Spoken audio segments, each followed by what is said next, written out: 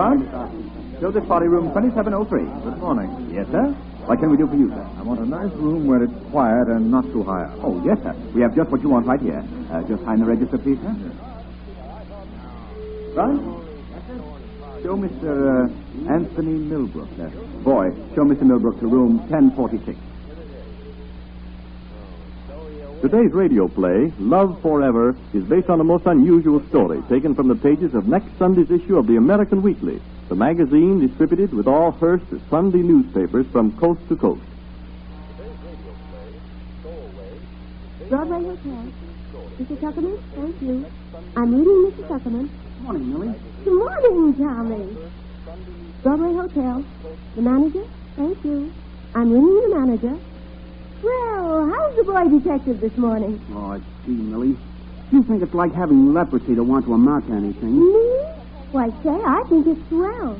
You wanting to be a real, honest Indian detective. You do? Honest, Millie? Why, sure. It runs in the family. My old man's a cop. He is? I'll say. And if he can still pay his beat for the next 5 years, he'll get his pension. Say, how come your father never became a dick? Oh, I don't know. Something always happens. One time after he applied, he got plugged in a holdup on his feet. Oh, gee. Then when he got well, he was still at the bottom of the list. And then they started in taking younger men. So he kind of got discouraged. Oh, that was tough, Millie. I bet he'd have made a swell dick. I'm glad I decided what I want to be early enough. And with my studying nights by mail, I figure it won't take me long to get on the plain clothes squad. You bet you'll make the... Broadway Hotel. Miss Evans, thank you. I'm ringing Miss Evans. You bet you'll make the grade, Tommy. And don't let anybody tell you different. You know, Millie, every time I check in a guest, I try to size him up. Figure out what he does and where he comes from and all that. Yeah? Yeah, and sometimes I come pretty close to hitting it right. And then again, sometimes I'm way off. I used to dope out every guy who checked in without much baggage was a dead beat. But one guy cured me. How? I checked in this old coot in 1511. He only had a briefcase. He wasn't in the room more than 3 hours. But when he left, he gave me a 5-spot. Later, I found out he was H.B. Daggett, the steel magnate. And he used the room to close a big deal. $5 tip. Not bad, huh? Oh, I must admit it's the one and only big tip I've ever got. Order, please. Order, please. Oh, what's the matter with that guy? His light's burning like an airplane beacon and he don't answer. Order, please. Well, Tommy, here's a little detective practice for you. What? Run up to 1046 and see why that guy don't answer. And put his receiver back on the hook. Okay, Stuart.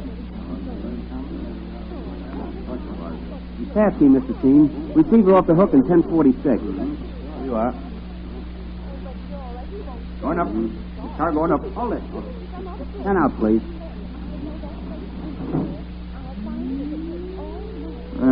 Now who's forgot the key? Some guy in 1046 has knocked his receiver off the hook and his light's blazing in Millie's face. Gosh, when guys get oiled up, why do they always unhook their receivers?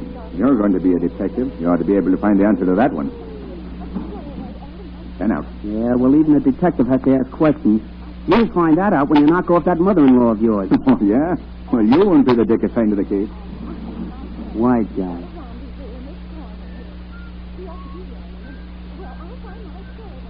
$10.46.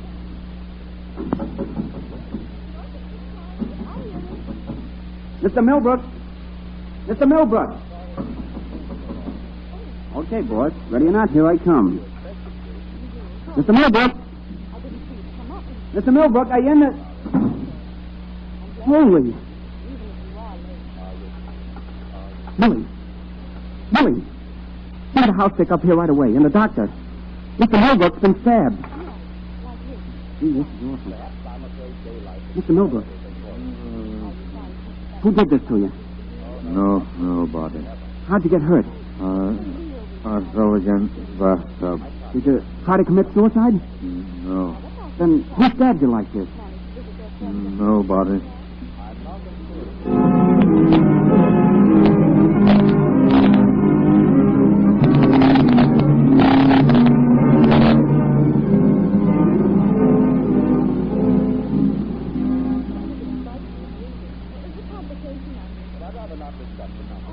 I know the room ain't a pretty sight, folks. But murder was committed here, and here's where I got to find out what happened. You'll all please answer questions and straight and fast. I'll take you next. Yes, sir. This the way you found the room when you let yourself in? Yes, sir. Nothing's been touched. I was careful of that.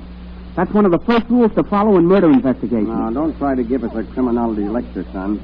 Just answer my question. Yes, sir. What did you do when you came in? I took one look around the room, Yeah. then I called Mr. Millbrook. I went to the bathroom, and I found him lying naked on the floor. He was bleeding from several wounds. Then what did you do? I called Millie. Who? I mean, Miss Tate. Oh. And I asked her to send a house detective. Then I went back to Mr. Millbrook and tried to find out who stabbed him. All he said was nobody and passed out. Then the house detective and the doctor came up. And you didn't see any of Millbrook's personal effects in the bathroom? No, sir. The medicine cabinet over the wash bowl was standing open. It was empty. And you didn't see any of his personal effects in this room? No, sir. The bureau drawers were pulled halfway out, Yeah. just like they are now. And the closet door stood ajar so I could see into it. Everything was empty. The murderers must have taken everything with them. You don't say. All right. You. As I said you, didn't I? Yes, sir? You made up this room? Yes, sir. That is, I've been doing it for Katie while she's been laid up with a lumbago. She can't bend over this way at all. It hurts her. All right. Tell that to the doc. I ain't interested. Yes, sir. Now, did you see any of Millbrook's personal effects when you cleaned up the bathroom yesterday? No, sir. He was neat as a pin. He never left his underclothes lying around or I don't mean his underclothes. I mean his razor, brush, soap, toothbrush, so on. Oh, sure. Them things are in there. Are you sure about that? Certain sure. Why are you so sure? Because I took a good look. Yes, I'll bet you did. Now, tell me, did he ever have any visitors when you were making up the room? No, sir, but, But what? well, once while I was making up, he talked on the phone to somebody called Kay. And another time, I found a note pinned on his door that said, Dave, I have gone out for a few minutes. Wait. Well, that ain't much help. All right. You. Yes, sir. You're the elevator man in charge of the locals? Yes, sir. On the morning of the murder, did you bring anyone up to this floor? Yes, sir. Oh, now we're getting somewhere. Who'd you bring up? Him. The bellboy? Yes, sir. That all? Yes, sir. Nobody on your cars bring anybody up to this floor? No, sir. And the murderers must have gotten off at another floor and walked up to this one. Or down, Sherlock Holmes? Yes, sir. Or down. All right. Go back to your car. Thank you, sir. Now, you're Jack Tracy, reporter on the Daily Times. Yes, sir. You said you had some information. What is it? Well, my paper got out the flash of the murder, you see, and sent a man up here to get the details. He ran the story in the night edition saying the unidentified man was being buried in a pauper's grave. I was reading the edition at my desk in the city.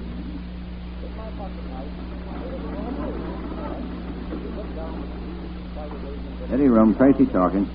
You had a story in your paper that's wrong. Yeah? What is it? Anthony Millbrook will not be buried in a pauper's grave. Say, who is this? That makes no difference. I know what I'm talking about.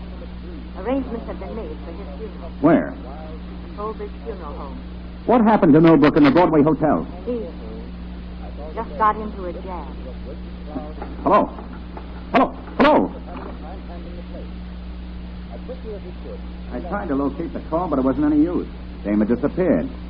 Then I called the Colbridge Funeral Home. And you found the information correct? Yes? A mysterious man called Colbridge about the same time and ordered him to bury Millbrook in Shady Lawn Cemetery tomorrow. He said he wanted Millbrook near his sister. Whose sister? Millbrook? No, the sister of the mysterious man. The man sent Colbridge the money for the funeral, the plot, and the headstone. Yeah, your story checks with Colbridge's. Look here. I suppose you found the clue. This unlit cigarette was between the carpet and the door jamb. There was a dame up here, all right. I suppose Millbrook couldn't have dropped that cigarette. Not unless he used lipstick. Huh? Listen, here's the way I dope it out. Millbrook and the dame were in love.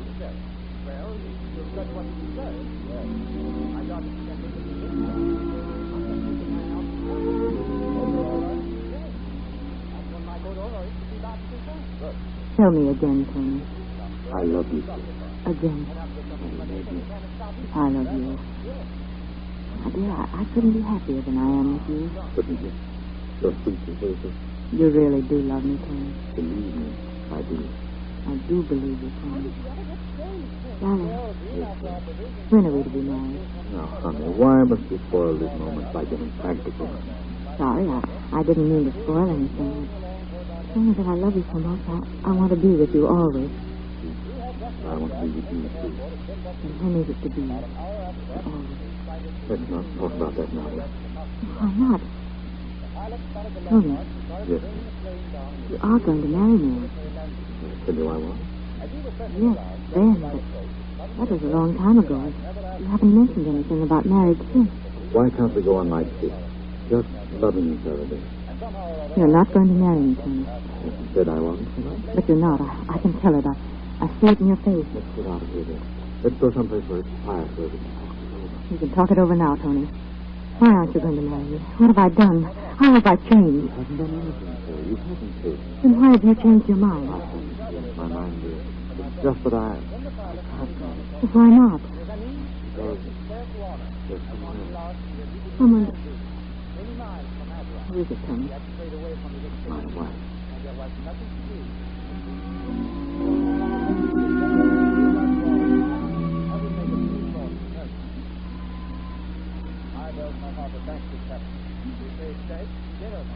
Say, that's the oldest story in the world, son. You got to stop reading them dime novels. Oh, let me finish, will you? Go ahead. Millbrook breaks the girl's heart. Her brother finds out about the whole thing. He makes a date to see Millbrook. Millbrook has to go out a few minutes, so he leaves a note the maid here saw. Yes, it said, Dave, I have gone out for a few minutes. Wait. All right, all right. And I suppose the brother threatens Millbrook if he doesn't marry the girl. Now you're getting somewhere. Millbrook stalls him off. On the morning of the murder, there's a knock here at Millbrook's door. Who's there? It's Ruth. Hey? Yes. Just a second till I get a dressing gown on.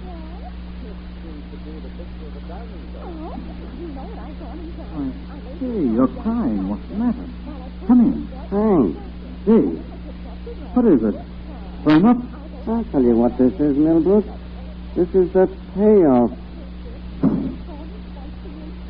When they finish with Millbrook, they strip him and the room and go to another floor and disappear. Listen, that dame, if there was a dame, couldn't stand around and watch him get it unless she sure hated him. Oh, yes, she could. Her brother forced her to act as decoy and stay until the job was done. Well, so you stick to hopping bells, son. Leave murder theories to me. I bet that woman will turn up again before Millbrook's buried. Well, she hasn't yet. Got a man planted in the funeral home in case anybody comes around. You answer that, son. Millie, why aren't you on the board? She was off the hook again up here. I tried to send up word. This card came over from the Flores. What's that? Eugene the Flores got an order for 13 American duties for the Millbrook funeral. And that card was to be enclosed. They arrested the customer. Thinks the customer, eh? What does the card say? Read it and weep, mister. You win, son. What's it say? Love forever. Hey. Ain't that sweet? Them's my sentiments, too, Millie. Love forever. Only my name ain't Kay.